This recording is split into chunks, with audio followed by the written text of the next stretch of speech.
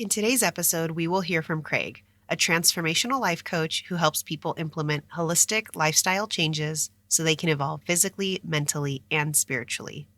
Craig opens up about a 10-year drug and alcohol addiction that caused him to lose his family and his identity, and it almost cost him his life.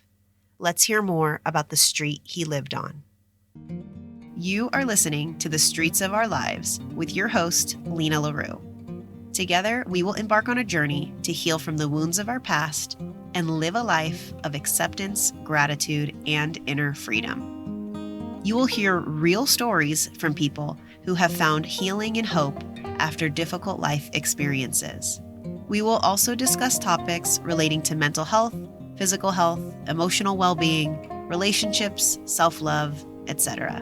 None of the information you hear is meant to replace professional guidance.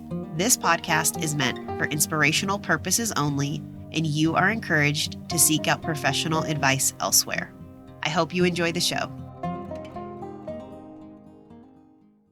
So, Craig, when you think about the difficult time in your life that you'll be speaking about today, how would you describe that time in just a few words? I would say lost and broken. I dealt with a lot of emotional baggage from my childhood. I just was never shown the proper way to process things and was never taught that you don't have to let things define you. You know, you have a choice on how you respond to the matter. And I had two of my best friends were killed in traumatic accidents, 8 months apart from each other, I believe it was. And I was always like the kid that, you know, performed well in school and in sports. I was always like the designated driver at parties, never dabbled with anything because I had alcoholics and addicts throughout my family. So I saw what it did. But my parents split when I was 8, and that was kind of like the first traumatic thing for me, learning to cope with everything. My mother was in a couple abusive relationships after the divorce. So I naturally picked up a lot of those behaviors just from being around it so much in the house, unknowingly, of course. Before we dig further into the types of behaviors Craig had witnessed and then exhibited himself, I just want to point out his level of awareness and his ability to reflect on the past in such a balanced and thoughtful way. During our entire conversation, I was so impressed at Craig's level of self-awareness. I mean, look at what he just said. He admits that he started to unconsciously pick up abusive behaviors that he witnessed as a kid. For someone to admit that openly and also understand why it happens is a sign that the person has done some deep reflection and work on themselves. Just like verbal abuse, a lot of violent behavior, breaking stuff, throwing shit, just a lot of emotional abuse. So I figured that that's just how people argued. You know, I didn't have anything else to compare it to. So as a young kid, you know, you see somebody who steps in, you know, and I mean, my father was always around. When he left, him and I kind of just split emotionally, if that makes any sense. It just was never like it used to be. And now he's my best friend. That bridge has been mended, but for a long time we were just so disconnected. Even when we were together, it's just like something was just off, you know. So one of my mother's relationships, you know, he kind of filled that void that I had, but at the same time he was treating my mother like shit.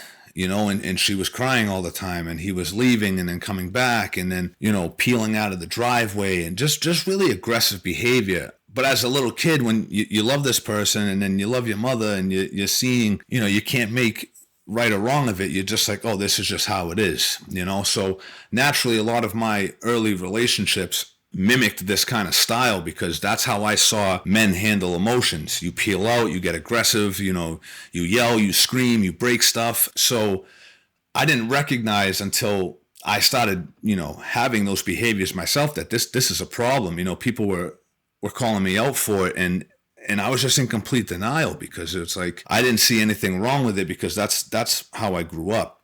I don't know about you, but I can relate to Craig here. As kids, we see certain things as being normal, so then we adopt these behaviors ourselves. I know that I adopted certain unhealthy behaviors I witnessed in childhood.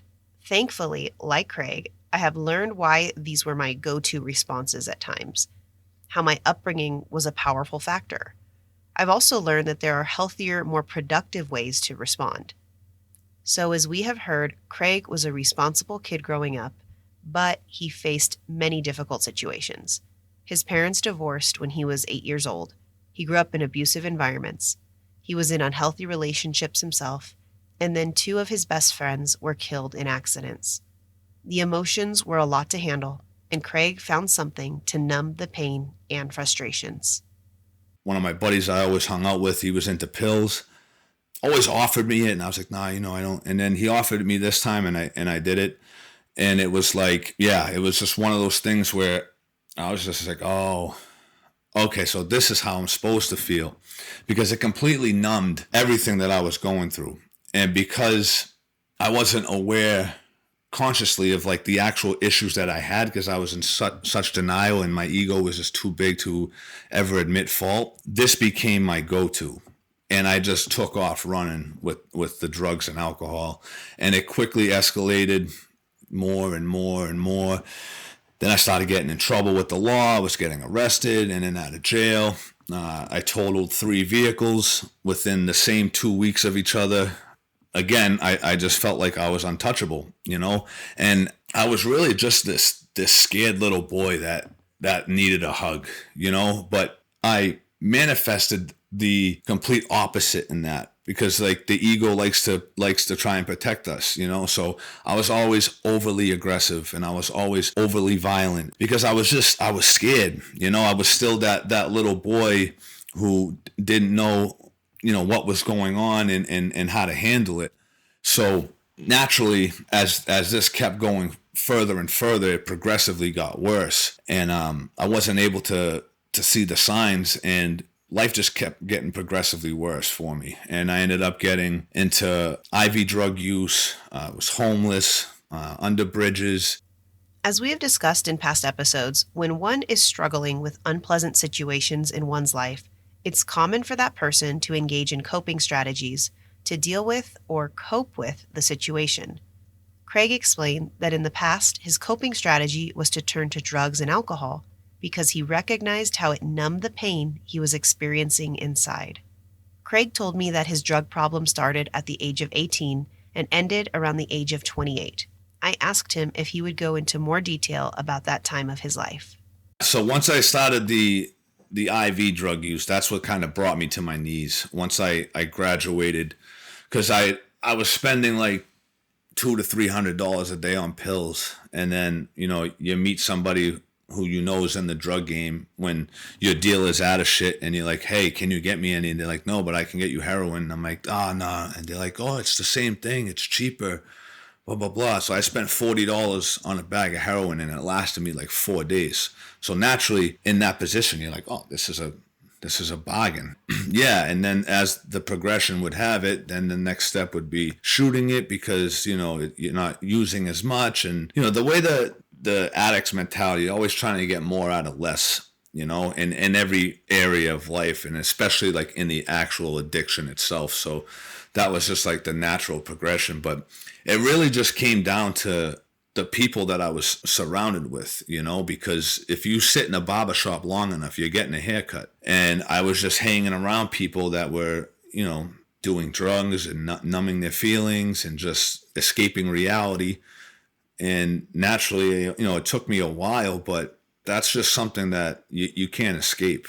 It's just one of those things, and I tell people all the time, because a lot of people think like, oh no, I'll never be like that. And I was like, I said the same thing, but what people don't realize is it's all subconscious. Like consciously, you can see the drugs and say like, oh, I'm not going to do that. But if you're around it enough times, that drops into your unconscious mind, and then you start making decisions that you're not even aware of. And that's exactly what happened with me. I was just like, yeah, fuck it, and completely forgot that I said, oh, I'll never do this, because I was just around it so much. So that's something that I really want people to understand, that you're not so much your actual environment as far as like geographic goes, but like your environment as far as who you're spending time with has a tremendous impact on your quality of life and where it's headed. I am extremely grateful for Craig's openness to sharing these details about his past. As we know, these are very personal topics that not many would feel comfortable sharing. So if you're listening to this episode, Craig, I want you to know that your story is not only impacting me, but the lives of the listener as well. So let's go back to what Craig said in regards to the environment he was in and the people he surrounded himself with during this time. I bet you've heard common phrases like the following: you are the company you keep. You become who you surround yourself with. You are the average of the 5 people you spend the most time with, etc., etc., etc. So while this is true, and Craig himself points that out, he doesn't just leave it at that. He digs deeper into why our surroundings impact our decisions. Craig brings up the connection between the subconscious mind and our physical environment. I think this is a good time to remind ourselves what the subconscious mind is. So I did a quick search on everyone's favorite handy-dandy app called ChatGPT, and this is what it says. The subconscious mind refers to the part of our mental functioning that operates below the level of conscious awareness.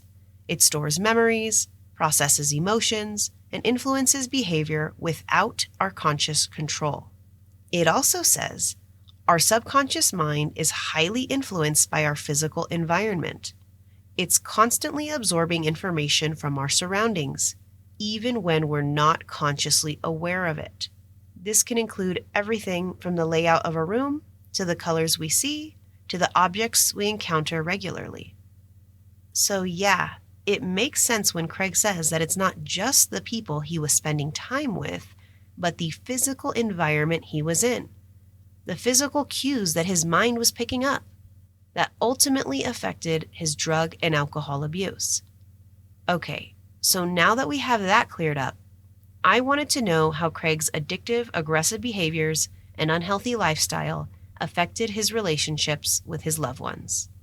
I had burnt every relationship I had, and it had gotten so bad that even my family members, they were always expecting for that phone call that I had passed away, and they were just waiting for me to die. So they just treated me as if I was already dead. You are listening to The Streets of Our Lives with Lena LaRue. I really hope that you're enjoying this episode today. If you are, you would be making such a difference to the future of this show by becoming a supporter. There are 3 simple ways you can do this.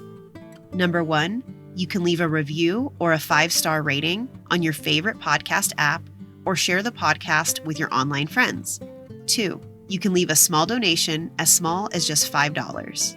And number 3, you can purchase an item from my shop that will help you along your healing journey. I currently have a collection of journals that are perfect for those looking to make progress in their daily lives. I will leave links in the description if you would like to support in any one of these ways. Your support makes a difference to the growth of this show. Now, back to today's episode. They were always expecting for that phone call that I had passed away, and they were just waiting for me to die. So they just treated me as if I was already dead. Can you feel the weight in what he just said? They were waiting for him to die.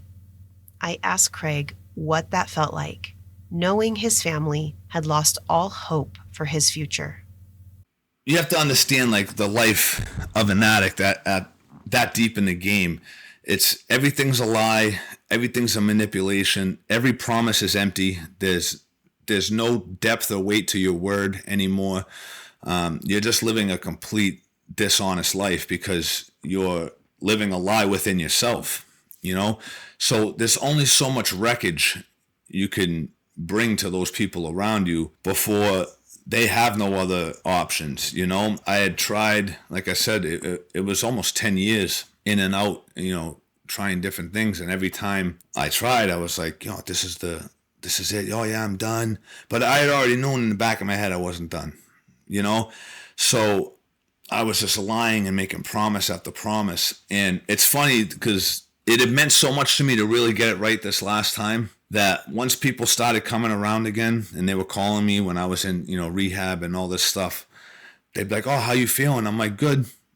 And they're like, oh, what do they have you doing? I'm like, we're just doing some work.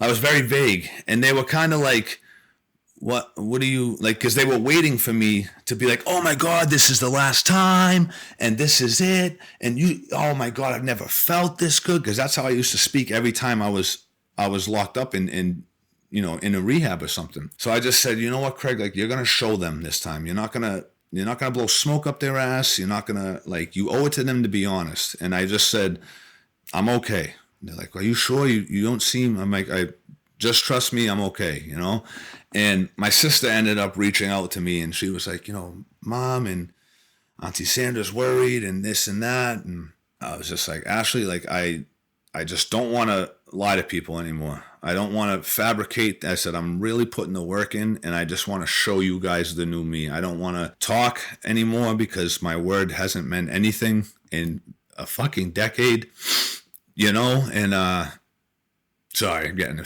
choked up, but yeah, but it was just like, it was just so profound, like, because I was the kind of man that, like, I could get anything I wanted. I was just too slick with my words. I was too intelligent that I was always 4 steps ahead of what they would say. Like, I became very good at, like, and to this day, I'm still, like, very good at whatever I choose to do. Whatever I set my mind to, I'll be one of the best at it. And it's been like that since I was a kid. But now I get to use that with a positive energy behind it, where back then it was all negative.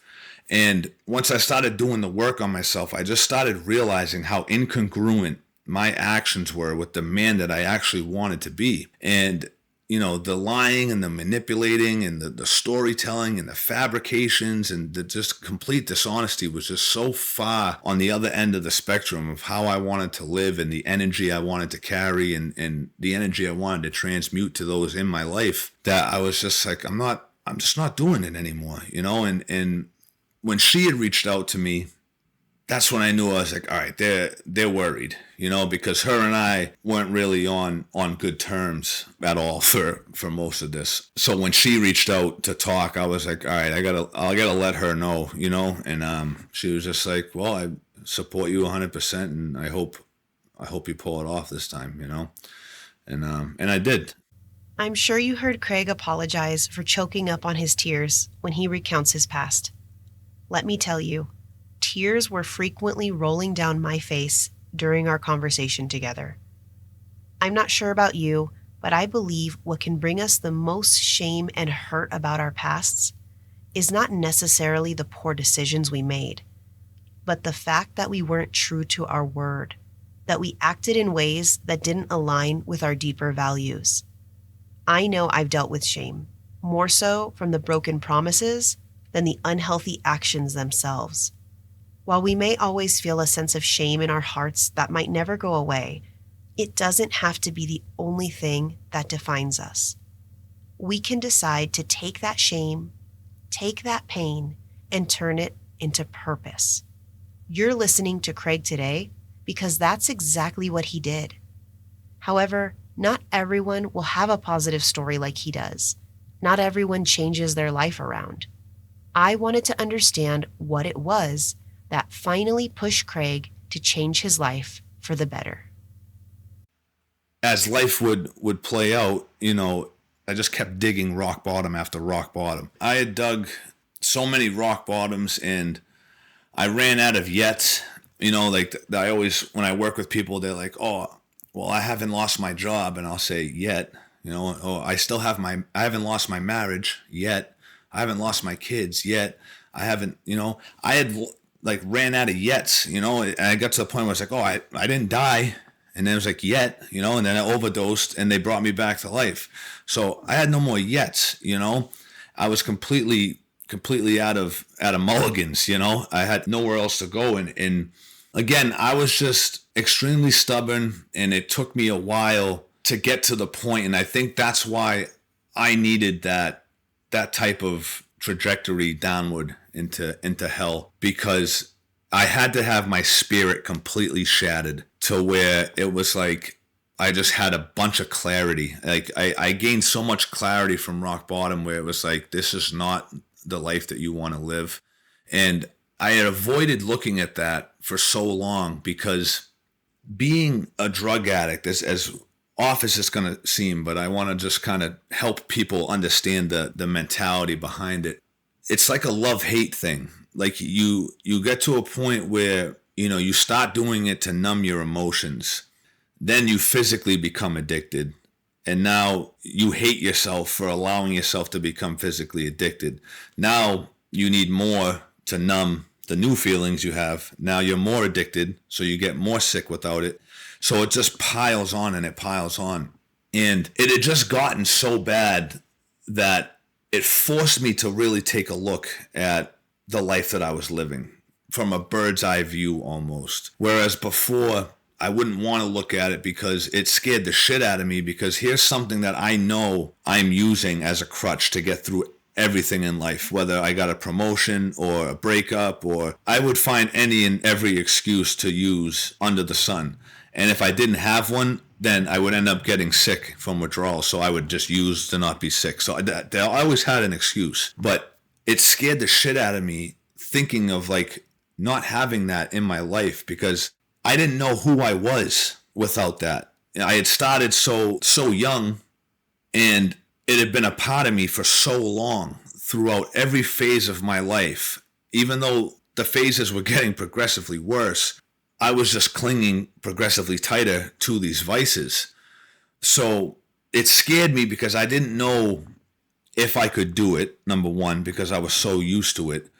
But then through that clarity that I gained, I started digging deeper into it, and I got to the root, which is I don't know who I am without the drugs. So having that realization, it's like, okay, Craig, like we don't know who we are. Why don't we just create who we want to be? So I had nobody to prove anything to. I had nobody to make promises to anymore, like just myself. And that was my greatest gift, because I spent over a decade trying to get clean and sober. And I was always doing it for the wrong reasons. It was to get the girl back, or to get my parents back, or to get the job back. And it was always for external things. And I just looked at my life and I was like, there's no one else to impress. There's no one else to convince. Like, it's all on you. So live or die, it's on you. And I was able to completely reconstruct myself into the man I am today from scratch. And I did that because I completely conceded deep inside my soul that even if nobody ever talked to me again, even if I didn't get any of the stuff back that I lost, as long as I could live life and wake up sober, that was enough for me. I would figure the rest out. But I had to come to that realization and just be like, I don't give a fuck if I don't get anything back. All I want is to feel better and to be sober. And I think that's my greatest gift, is that life had gotten to that point where I had nowhere else to turn, and I was able to climb out from there. And that was the foundation for change for me. Something that really made an impact on me when listening to Craig was hearing the progression of the drug addiction. He first started using in order to numb emotional pain from childhood and adolescence. Then over time, he felt shame and self-hatred for being addicted. Thus, he needed more drugs to numb that pain. And if he stopped using, he felt like crap due to withdrawals. So he would start using them again in order to feel better. And then to top it all off, the drug addiction was not just something Craig used to fulfill his physical needs, but it became a part of his identity. Talk about an absolutely vicious cycle to try to stop.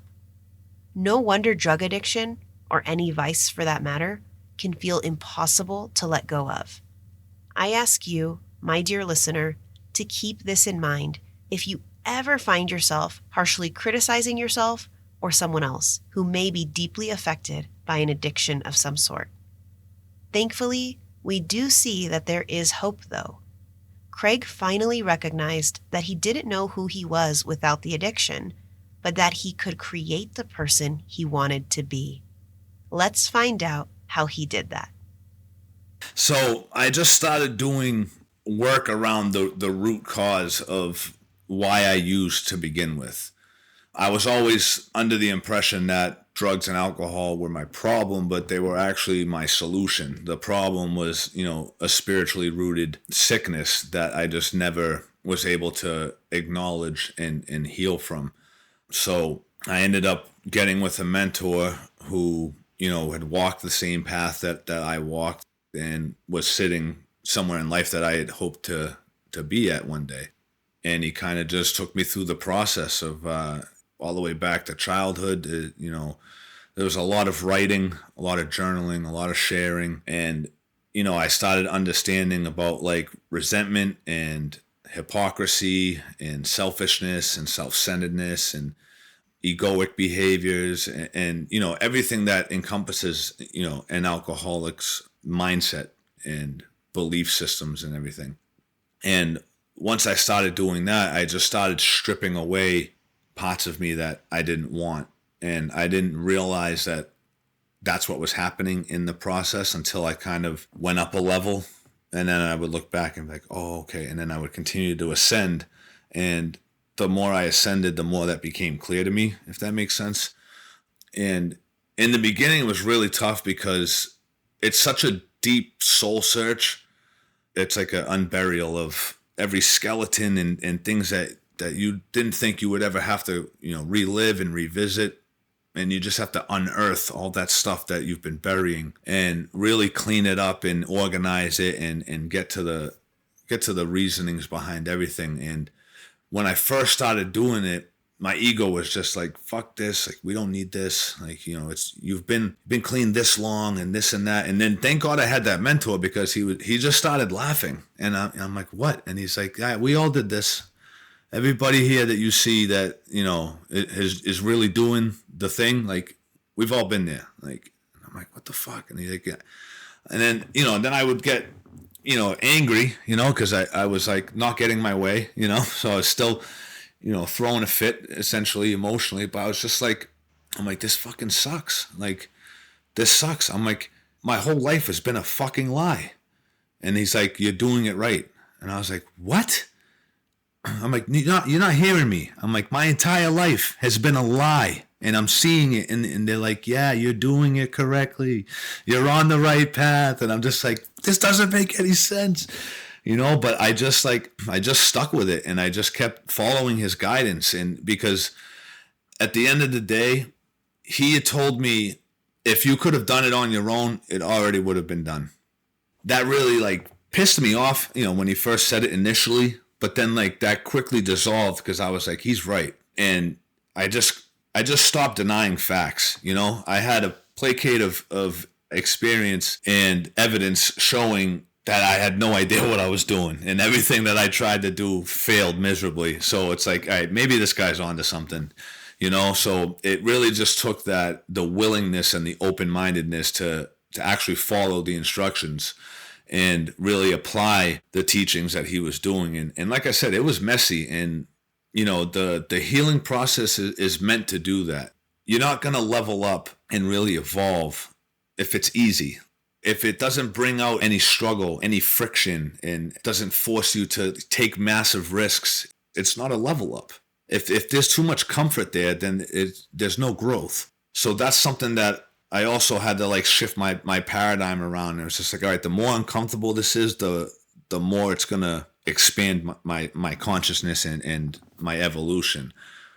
So I just started welcoming the discomfort. And when there was certain topics that I had to write about and really dig into that I knew were going to be difficult, I was just like, bring it on. Because I knew that the trajectory of my life after overcoming that was just going to be tenfold. And it's been like that. I've carried that in my life ever since. And that's something that I pass on to the people I work with also. It's like, don't be afraid to run into the discomfort. Your greatest level up is on the other side of the work that you've been avoiding.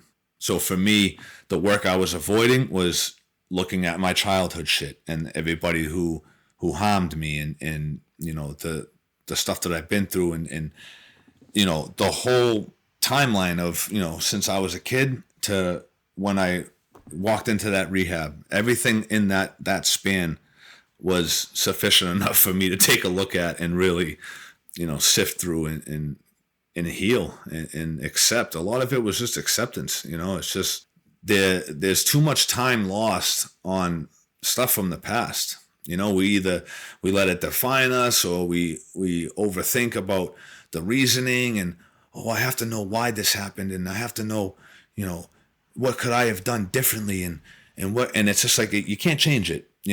As far as like if it happens again, how will you handle it this time? That's perfect, because now you're making mental note and you're carving new neural pathways of how you want to handle that situation in the future. But as far as like overanalyzing and overthinking and just getting upset and hanging on to those emotions, none of that's going to change what had happened. The only thing you can do is you can go back, through a meditation or a journaling session, or travel back there and change how you feel about it and how you perceive it. That's the major thing. That's the only way you can change it, so to speak. But the fact that it happened is always going to be there. Don't be afraid to run into the discomfort. Your greatest level up is on the other side of the work you've been avoiding. That is one of my favorite quotes from Craig, and I think he should put it on a t-shirt. If you've been a loyal listener of the podcast and have listened to other conversations, you will see a pattern in this show. With every episode, we're realizing that in order to grow from the pain of our past, we can't keep ignoring or avoiding it or pretending it doesn't exist. We have to dig deep and do intentional inner work if we ever want to experience healing. I love that Craig doesn't sugarcoat what is required on the healing journey. He recognizes that while we can't change the past, we can work on our perception of it.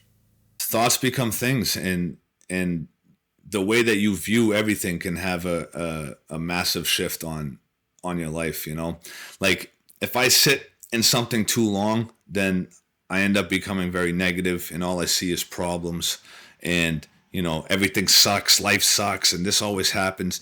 So I've learned to like manipulate my energy. So when I start feeling like I'm slipping into a low frequency, if you look at like the frequency chart, if I start slipping too far down, I have that awareness in myself where I'm like, all right, things are starting to get negative. I'll go and do jumping jacks or push-ups or burpees, or I'll go for a walk. I just get my heart rate up, get my breathing heavy, and I literally elevate above the problem, and I gain a high frequency state, and then I can approach it with logic and clarity. Whereas if you stay in that low frequency, you're just going to see more low frequency shit, because that's what you're drawn to. So I've learned that in my time of active addiction, I was constantly in that low frequency, and I was constantly defining my life and who I was from that low frequency, where now I'm able to raise above it, define myself from a high frequency. And then once I start seeing love and abundance and prosperity and solutions, more importantly, then life ends up going the way that you want it to go. But it's something that I had to realize early on is I had this like naive conception of what sobriety would be like. Like I just thought that I was just never going to have problems, and, I would never be stressed out and never be worried, or, and then, life quickly showed me that wasn't going to be the case, but I just didn't have to use that to take me out, and I've just believed that every emotion we have is just an internal notification for self-preservation. If there's something going on, we have that inner guidance system that's just alerting us. And I think that our emotions are nothing more than just messengers. So approaching it from that type of logic and that type of perspective allows me to, receive messages and get the little, breadcrumbs along the trail of life, so to speak. Based on the coaching I've received from others and on the books I have been reading, I would have to say that I 100% agree with that sentiment.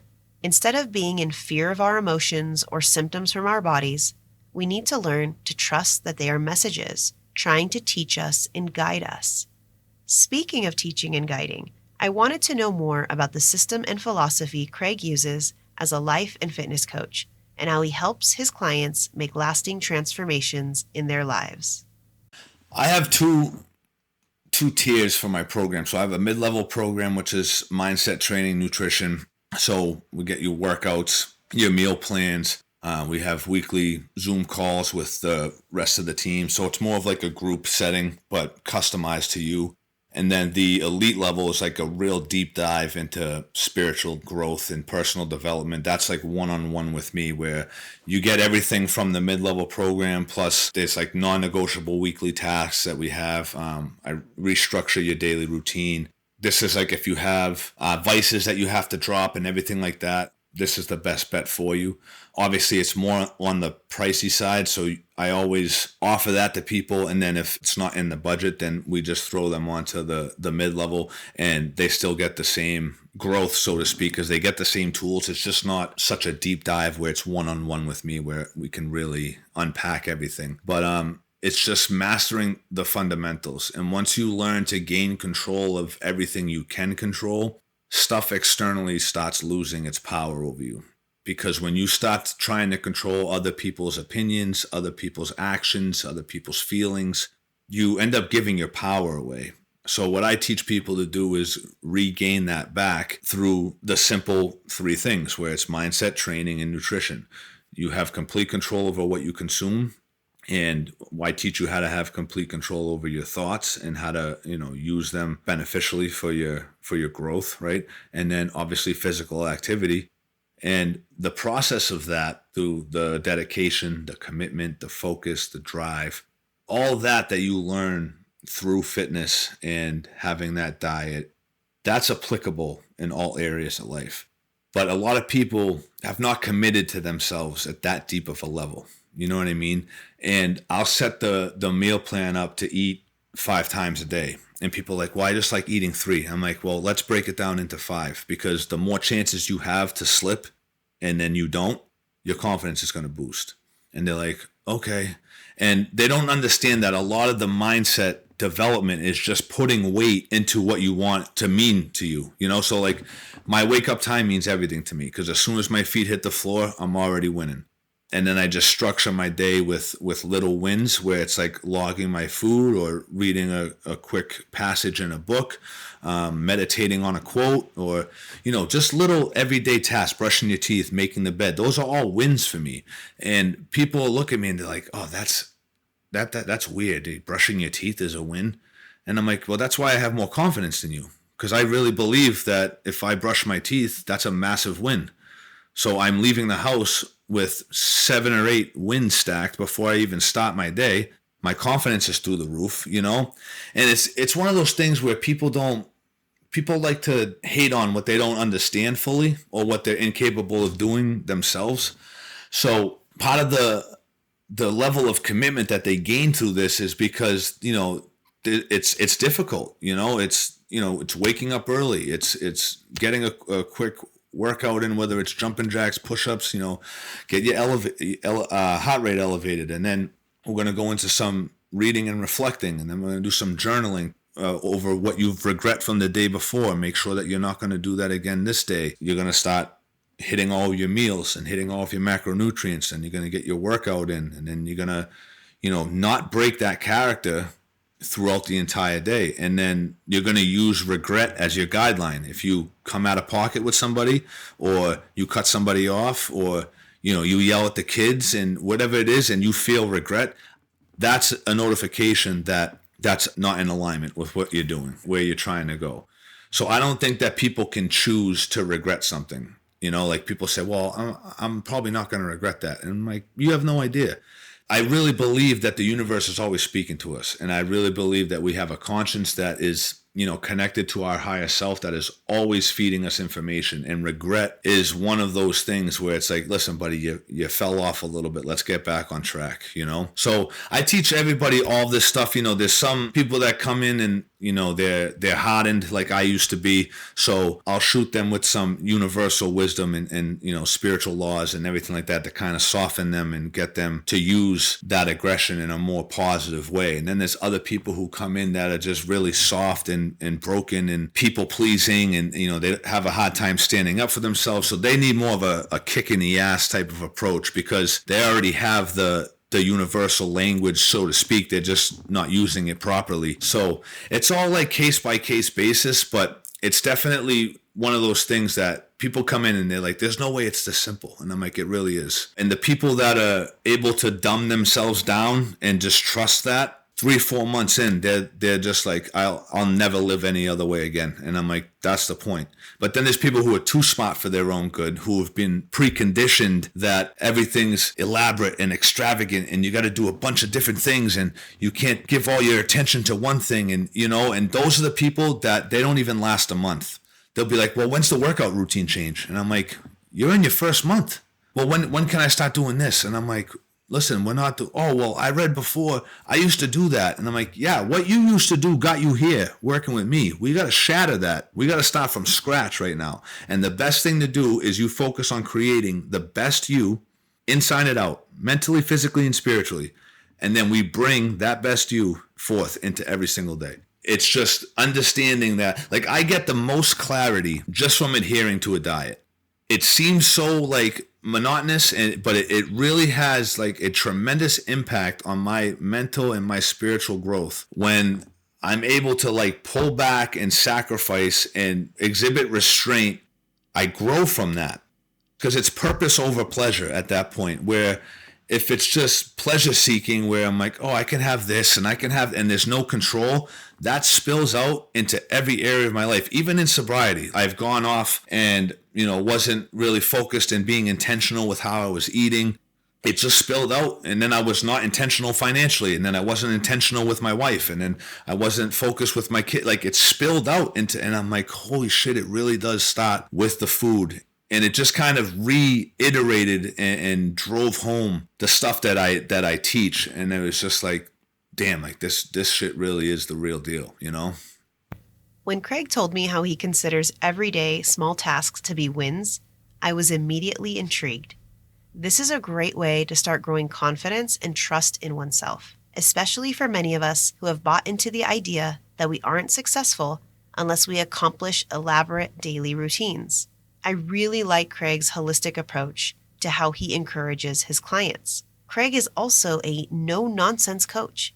He tells people what they need to hear because he knows from his own transformational experience that people need to hear the truth so they can change their lives and see actual results.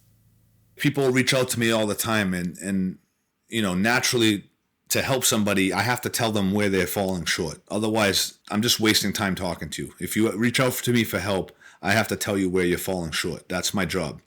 If I can't coach you in a DM before you're a client, how can you trust me to be a coach and hold you accountable? You know what I mean? Plus, my values and what I believe in, I want to be transparent in all of my endeavors. So no matter what the situation is, if I feel called to say something, I have to say it. I just have to follow that call from the conscience, You start, telling people and then they become extremely transparent and their ego flares up and then they start showing you the false sense of pride and where it's rooted to. But they don't know they're doing that. But like me, I can read it, and they'll be like, well, I make X amount a month. That has nothing to do with why you reached out to me, brother. It's like, well, I have this much experience, this many years. And I'm like, and here you are still asking me for help. So what you're doing and I'll tell these people that, I'm like, what you're doing is you're naturally deferring to me as an authority figure in this space because you're struggling and you reached out to me. So you're admitting, I know more about this than you do. But yet, when I tell you what you need to do, you're defending yourself by your financial income, which has no placate on your personal development whatsoever. And I'll just talk to people like this, and they're just like, wow, you're really a dick. And I'm like, I'm just telling you what nobody has the balls to tell you. I'm really come from a place of love, and love ain't lies. I'm not going to sit here and coddle you because I've been coddled, and it didn't get me fucking anywhere. I really believe in compression over compassion, where as long as your intention is pure and to help people, then pushing them in the right direction is the way to go, and people have a hard time with that because majority of us don't have someone like me in their life who's just going to give it to you raw and be like, listen, I love you, but you're fucking up here. And this is what you need to do, especially like when they're in defense mode. But, I empathize for them because I've been there, but again, I'm not for everybody. And I really believe that your vibe attracts your tribe. So I know that the more I continue to evolve and stay true to me, the more I will attract the exact people that are meant to work with me as an individual. And people have to understand, when you're seeking out somebody to work with, you have to have that energetic match. People can see me in my socials and my content and the results that I bring, and they're just like, oh, this guy's undeniable. I have to work with him because Joey worked with him and Joey got great results. But if you don't feel that connection with me, I'm not the one. And I have no problem telling people that. Like, I want you to get better, but it doesn't have to be with me. I also want people to understand that everybody's life experience shapes them. And given my life experience and how I got better was by people telling me the raw, honest truth, not pulling any punches and just being like, this is what you're doing. Like, calling me out. If I was, being selfish, they're like, you're being selfish. If I got mad over something and it was extremely hypocritical, I was told that. You're a fucking hypocrite. What do you mean? And then they broke it down for me, and then I'm like, shit. So understanding that the way that I coach is exactly what I needed to get better. When you go through that period of self-actualization, right? And then you feel called to transcend self and start teaching others, like, you just have to follow that. It's like, I can't be anybody other than me. And when you experience a complete transformation of self, mind, body, and spirit, and you understand where you were and where you are now and how you got there, like, that's the message that you are being called to relate. So a lot of people aren't as far down the scale as I was when I was at my lowest. But the fact that I was that far and now I'm here means that my approach can help anybody. Because even if you're not that far down the scale, that's perfect. Now you're starting ahead of where I was. So imagine what we can do for you now. That's what I try and tell people. I love when I bring on guests who are so clearly passionate about the work they do to help others. It's obvious that Craig has found his calling in helping others make transformations in their lives. At the beginning of the episode, when I asked Craig to describe the difficult time in his life in just a few words, he used the words lost and broken. Obviously, things have completely changed for the better. So I wanted to know what words Craig would use to describe his life now. This is what he said. Gratitude and I would say happily dissatisfied. Because the beautiful thing about the personal development journey is there's never a destination. You're never going to be fully developed. And there will never be a point along your path where you can throw your hands up, be like, I did it. I'm fully developed, And in the beginning, that's the scariest part about it. But once you start doing it, it's just like the possibilities are limitless. And that's the most exciting thing about it. So I'm very grateful for everything that I have in my life and everything I've gone through. And I understand that I was put through that to really be an offering for others, and being able to live that is tremendously, it's a beautiful experience. But also knowing that there's no top level and you can just continue to grow and continue to expand. And it just leaves me like, like I said, happily dissatisfied. There's always like, you're like, all right, cool, I did that. I'm grateful for it. Now what? Let's see what else we can do. It's just like, I don't know. It's just so fun and exciting. It's just, I have inner peace today. That's the biggest thing. There's never a time where I lay my head down at night on the pillow and I'm just completely disgusted with myself or full of shame or worrying about who was going to get revenge on me or if the cops were going to knock on there's none of that today, and I still experience times of regret, if, I don't handle situations well. Most of the time it has to do with my anger. That's probably if I'm not so aware of things, or if I try and I stretch myself too thin that I'm, not acknowledging certain emotions that I have to acknowledge. I'll end up like getting snappy, and then I'm like, damn it, but the beautiful thing is, they get fewer and far between, and I'm able to right the wrong and own it in the moment or shortly after, which is something that I never did before.